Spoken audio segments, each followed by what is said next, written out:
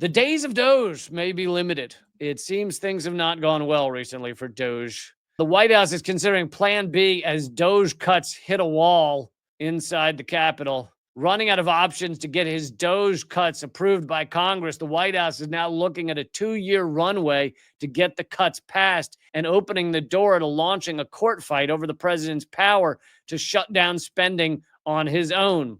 And at the heart of some of this is that a lot of the things Trump is cutting, Congress already allotted the money for. And, like all these offices and, USAID is the one the liberal media loves to fawn over, but USAID is an example. And, USAID is a coup-making organization, but that doesn't change the fact that Congress allotted the money for it. They, created the staff and everything else. And once they've done that, once all of that's been passed and signed by the president in whatever the last budget bill was, you're not supposed to, as a new president, be able to say, yeah, no, I don't want to give all the money to the things. It's already been allotted. Now, in USAID's example, I hope USAID remains crushed because USAID is a coup-making organization and a giant propaganda web of 6,000 journalists that they've been paying around the world.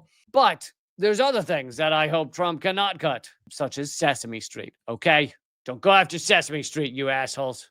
That effort is hitting a dead end on Capitol Hill, with Republicans warning the White House that it is already facing tough odds on Trump's so-called mega bill. Basically, in order to get these cuts, they've already sent everyone home, so they've kind of already made the cuts, but apparently they need to be approved by Congress, and that does not seem like it's going to happen. Therefore, the White House is giving itself much longer timeline to codify Doge cuts while leaving open the option of challenging the Impoundment Control Act, the 1974 law that limits the president's ability to withhold funds appropriated by Congress. So that's the act, the 1974 Impoundment Control Act, that stops a president from stopping funding that's already been allotted.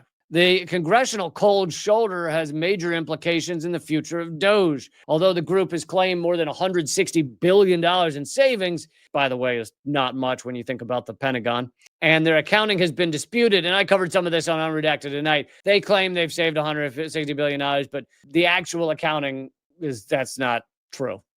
It's not, what's the word I'm looking for? It's not true. A lot of that is not actually going to save the government any money. A lot of it is just lying numbers, like they made up numbers. In one case, they said they saved, $9 billion, and it was like $9 million, which $9 million is what the Pentagon spends on, I want to say staplers, but I bet you they spend way more than $9 million on staplers. It's what the Pentagon spends on chopsticks, because most of the time you order Chinese food or sushi or something, they come with free chopsticks. So the Pentagon doesn't buy that many. They buy like 12, and because most of them come free, and yet they spend $9 billion on it. No, $9 billion is not. It's nothing. Nothing to the Pentagon. Nothing.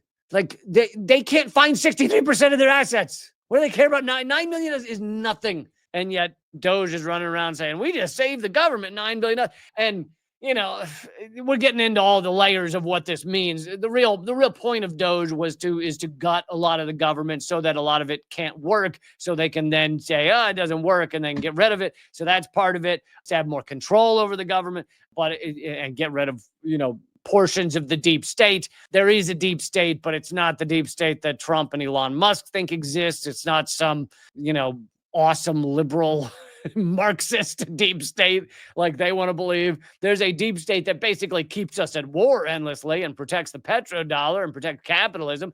That deep state is 100% real, but instead they believe that, it's these evil Marxist socialists inside the Pentagon. Yeah, let me tell you, just pumped full of Marxists. But anyway, so although the group has claimed $160 billion, most of those cuts are unilateral and potentially reversible executive actions.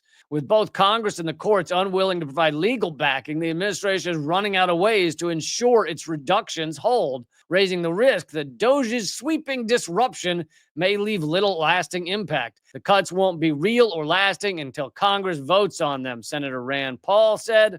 So Doge may not really be doing much of anything, apparently.